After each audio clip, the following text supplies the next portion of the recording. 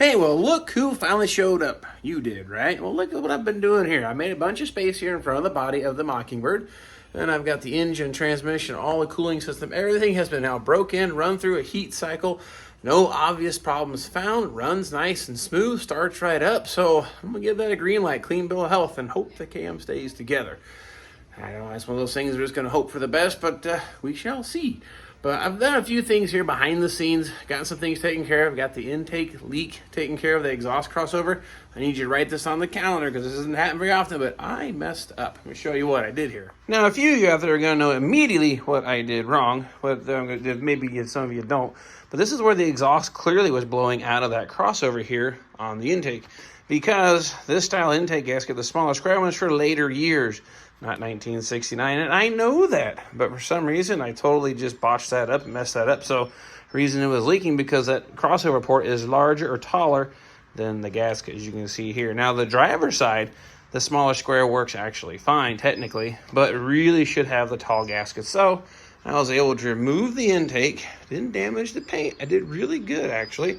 Swapped those gaskets out and finished our heat cycles and running it through its paces. I did change out the radiator. What you see here is a oversized 2-core aluminum radiator. So it's the same width as a 4-core radiator, but it's made out of aluminum. So you guys now at the car show are going to pick me out and say, John, that's not the right radiator. Well, this one's only $178 versus $900 for a copper one that doesn't cool as well. The only thing I don't necessarily love is it requires a pipe thread to your flare fitting adapter. They don't have the flare fitting built into the transmission coolers. So manual trans guy is not a problem. Automatics, you got to get these adapters. So give and take situation. Again, we're trying to still stay on a budget. This thing looks like $1 million, literally. That's what it would sell for as a real one, but we're not trying to spend the $1 million on it.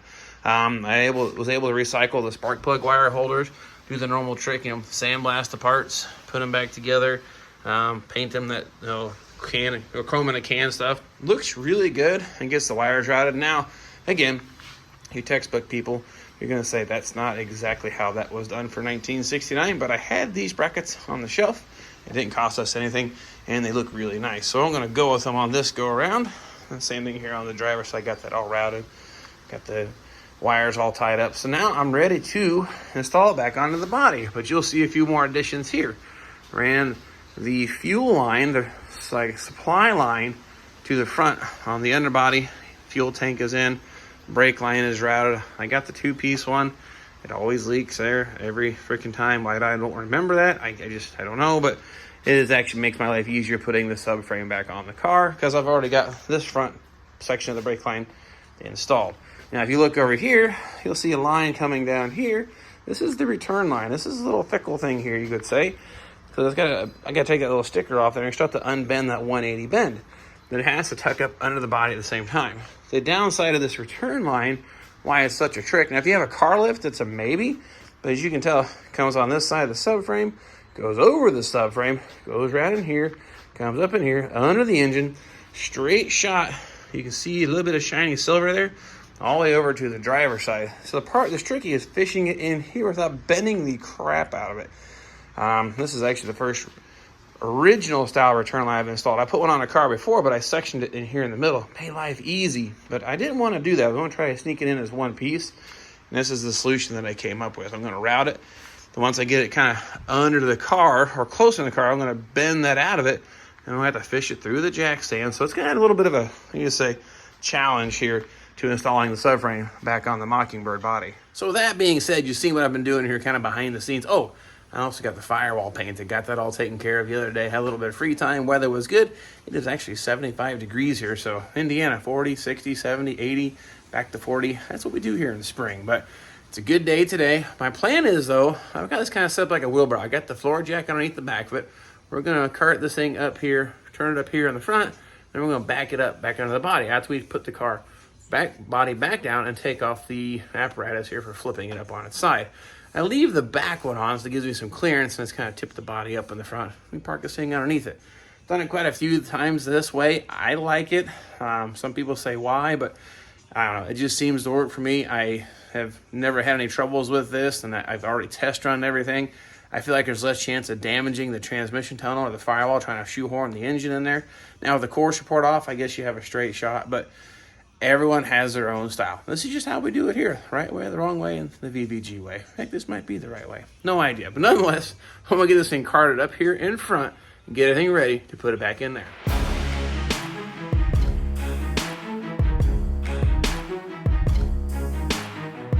Hey, just as easy as that, cart this thing over kind of like a wheelbarrow. Got the thing all lined up here for the body.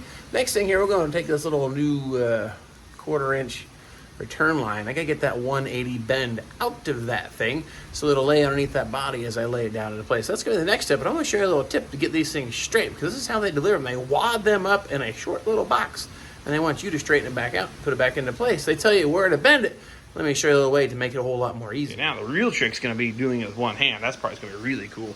But as you look here, they label where you're supposed to take the bend out. So basically from here to here, they want that area actually straight. Now, it works best if you push this off the floor, like so. I'll put it here on the floor, place my foot lightly on it here, and you can see here, that thing will lay down nice and flat, and you get most of that bend out of it there. There we go. Now, there we go. That is ready to be put back underneath there. Of course, peel those unsightly stickers off next. All right. For my next trick, we're going to put this thing down. Set the front of it up here on the jack stands and leave it up elevated so we can slide that subframe up underneath here and then attach our hardware here where that bolt is, of course. Then you flip this thing down out of the way. And in order to do that, prop it out of the way. Open up make sure that's open just a little bit. Now we gotta give a little bit of a tug to get it over center, and then you can let the cylinder carry it the rest of the way down.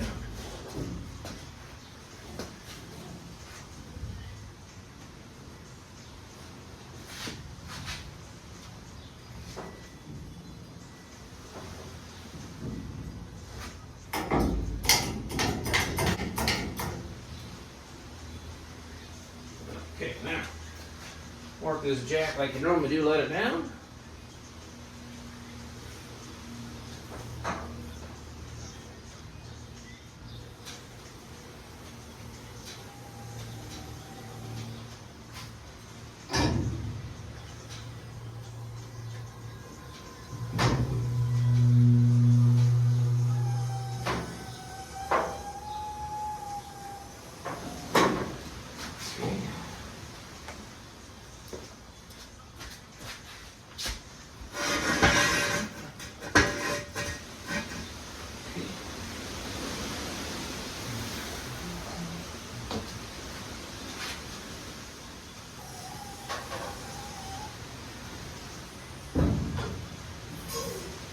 Alright, now roll my floor jack down to the other side, bring this thing up level, and pull this thing off. Okay. Take it up just a skosh. Remove this thing's pretty easy to remove. It's just a few body mount bolts and it'll come right off here. This is an assembly. Just gotta be careful of our little return line there, not to damage that.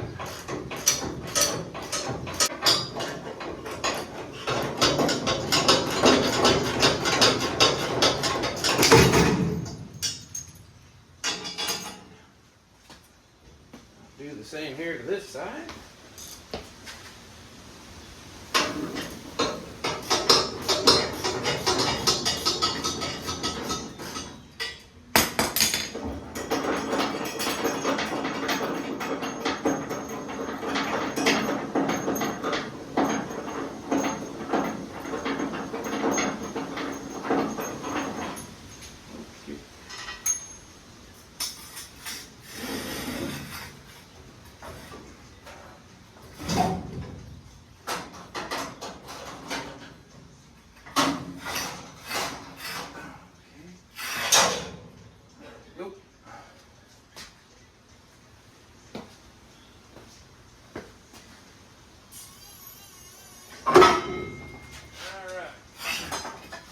Now get this thing out of here.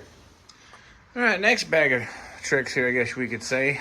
Got it all on the jack stands now. I'm going to take the jack stands out. You see the jack, words here, jacking around, is underneath the transmission crossover, the handle facing that way, because I'm going to be pushing all of it this way, and the jack will want to swing funny. So it works best to put the handle that way. Now, the other thing we want to keep in mind is the jack stand. I actually had these adjustable ones, and I almost forgot about them. My buddy, the FE428 YouTube viewer, said, hey, get some of those adjustable trailer jacks. I mean, they're really not meant to support a lot of weight, but in all seriousness, this thing weighs like 600, 700 pounds. I don't know. It doesn't weigh a whole lot, so I'm not really concerned about stability or any kind of thing like that, but have adjustability. But even with adjustability, you still want to get it close. We're going to end up mounting the subframe here on the body mount. So right now, that I've got that body sitting at about 18 inches off the floor. So imagine we're rolling this thing underneath the car, and this here is about 17 and a half. So I have a ½ inch of clearance as I roll this thing back to put it back here into the body. Now, if I needed more clearance or less, I could run that jack stand up and down just a little bit. And right now I have a little bit of a rake to the car. It's actually sitting high in the front, so that'll still kind of match. I can then slide this thing in, let the jack down a little bit, match everything into place, and either bring the body down to the body mounts or lift up on the back a little bit and then bring the body down. So I have a lot of adjustability to make your life easy, especially if you're trying to wrestle this heavy unit all by yourself. Now I'm kind of the point now, I just kind of start rolling this thing back into place. I'll get it lifted up off those jack stands and see how it goes. And so then the additional challenge is keep routing this return line, tucking it under the body as we go, and make sure we don't run any snags there. All right, now let's check our little wheels here. See how this, I can almost use my fingertips, roll this thing into place by myself. So that's, you know, not too bad.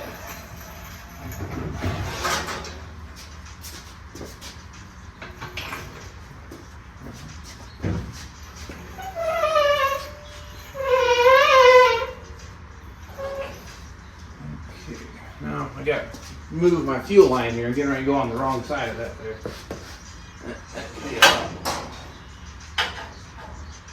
Okay, there we go. Now keep pushing that back. The other note, there's tall and short bushing. Let's take taller and shorter. They're the same diameter. And if you look online directions, some of the online directions say this one goes towards the rear. Not true. The large one goes towards the front. Ask me how I know. I did it last time. I screwed it up. I had to take those out. I don't know why I did that, but reassure you that's how that goes. We'll keep on moving. Check this here. Looks good. Okay.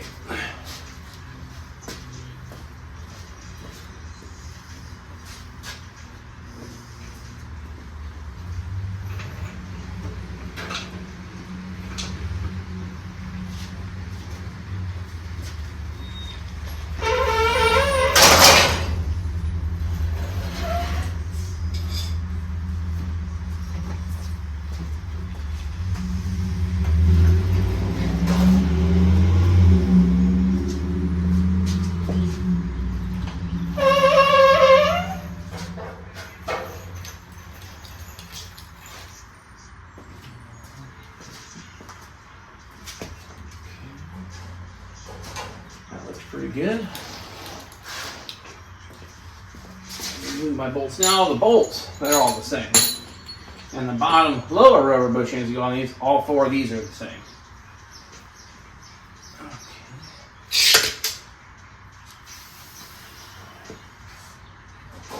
Looks pretty good so far.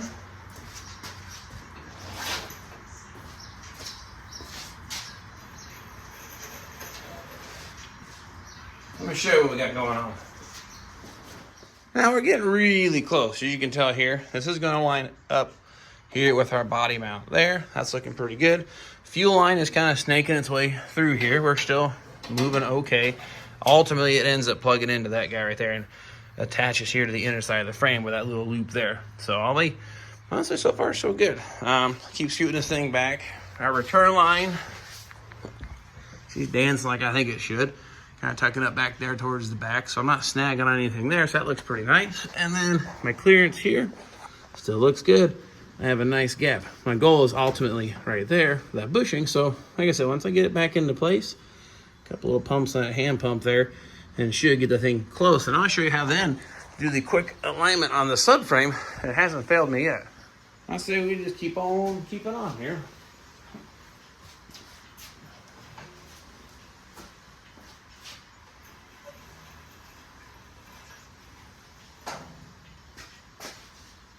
Close on the firewall now.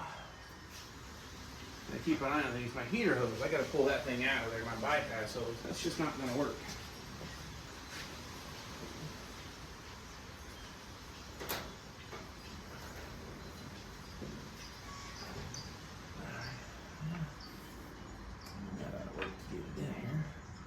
Really close on the firewall mount. We've got maybe an inch further to go back. So I think we're gonna be all right there.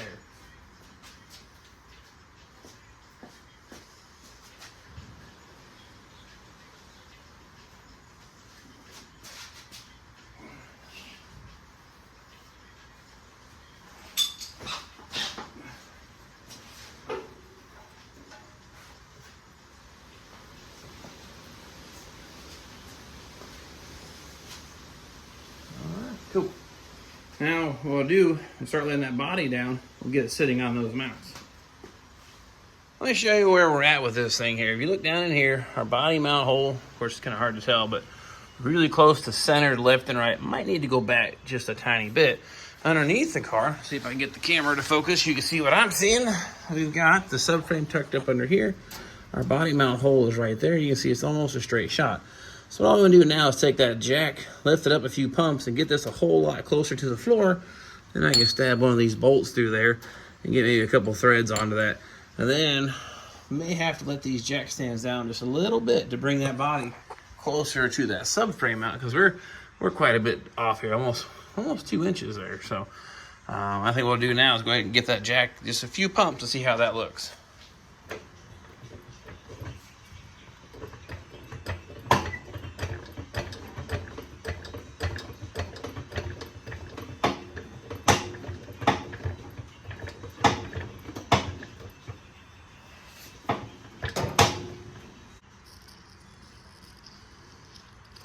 Okay, now my subframe and my rocker panel is parallel, so I think I'll let these jack stands down just a bit.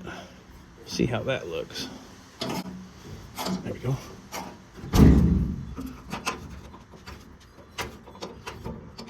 All right, we got that really a whole lot closer. Start one of the bolts into place. That should snag that cage nut inside the floorboard. Let's see. There it goes. All right, now we'll go ahead and jump over to the other side and do the same thing. Get both of these just snug. That holds the weight. When I move that floor jack out, it'll be tied to the body.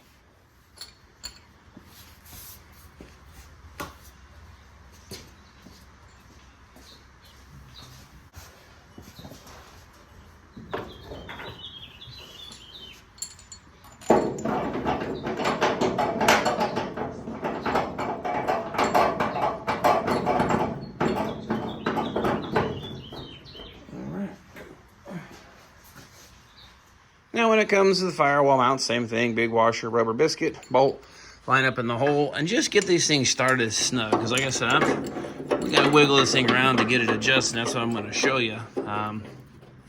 Heck, we got just a little bit of wiggle room. If I wiggle the frame here, it moves free of the body. I'll hold this to the steady, and you see I have some movement of the frame. In particular, this little hole here on the subframe. Now you'll see on the subframe, they are perfect circles. That's what I use to align the subframe. And it's very similar to how they did it from the factory, but I use this highly technical 7/16 Craftsman socket with little handle for leverage.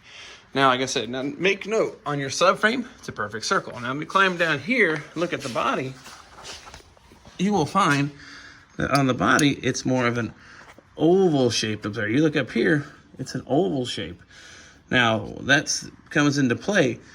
It actually will set on the passenger side. You can set the subframe forward and aft, but you don't adjust side to side from the subframe on the passenger side. You start on the driver's side, line this pin up, because the driver's side, both holes are the exact same size as a circle, and that'll adjust you side to side and front to back, and then you come over here to the passenger side. So let me show you. I said, I've already got the bolt started on this side. It won't climb down here. See if I can get the camera to focus, but you can see there's our nice round hole in the subframe. If you look up further, there's the same round hole in the body. So what you do, you shove this thing through here. As soon as you get it lined up, that's where you know you need to snug up your bolts. Now at this point, I need to bring the body towards me to the driver's side, so it'll actually move pretty easily here. with a little more body weight, I was able to shift that thing over. Like, seriously, it's not that heavy. But now you can see when it goes through here, it actually slides through the body, then into the body there.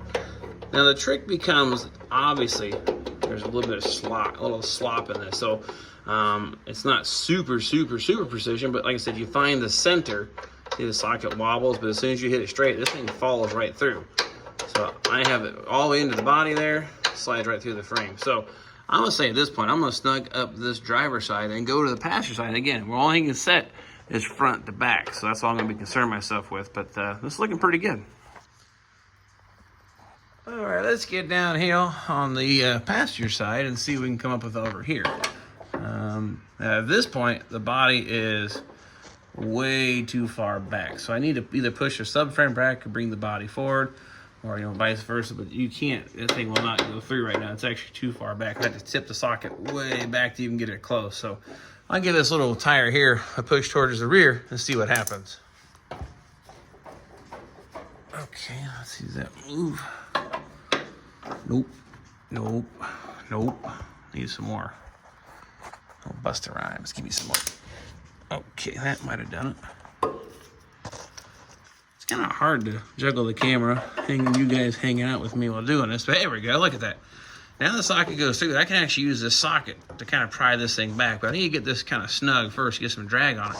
Then we'll get this thing snugged up. But you can see the socket's got to lean towards the back, so I need to go back further with it still. But you're getting the idea, though. Okay, got that snugged up. Now I can take this socket, push it through, and I've got nice and perpendicular, so it just falls right out. So I have no drag, so there's no binding. So I'm gonna call that good. Now the dipstick tube for the transmission, tell you what, was right there on the firewall. I can't see it, but I had to tweak that thing just a little bit. So this is an advantage of having the fenders out of the way. You can check for things like that, because that dipstick tube technically came out of that GTO, so maybe it's a different part number, but it works. It's the right dipstick level and everything, so I'm happy with that. So at this point, I think we just snug all 4 bolts up, and this thing is back where it belongs. Well, so there you have it. The Mockingbird is now one with its front end again. Getting a lot closer to a finished product, and I'll keep on working on hooking up the fuel lines. I may do a separate video on installing that exhaust system. It is for the Ram Air style long branch manifolds. It should also fit for the convertible, so I guess we'll verify that. So maybe that will be a separate video. But in the meantime, I'll work on getting this thing pushed back here in the corner of the garage so I can put my toys back away so they're not out there in the weather. But you see now how this car has been subbed, not tubbed, put back in there. And if you haven't subscribed to my channel, please do such so.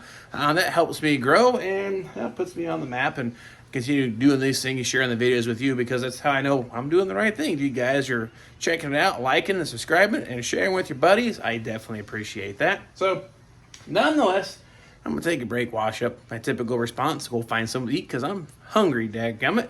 And I will definitely grab the camera. Thank you for watching, and we will catch you all next time.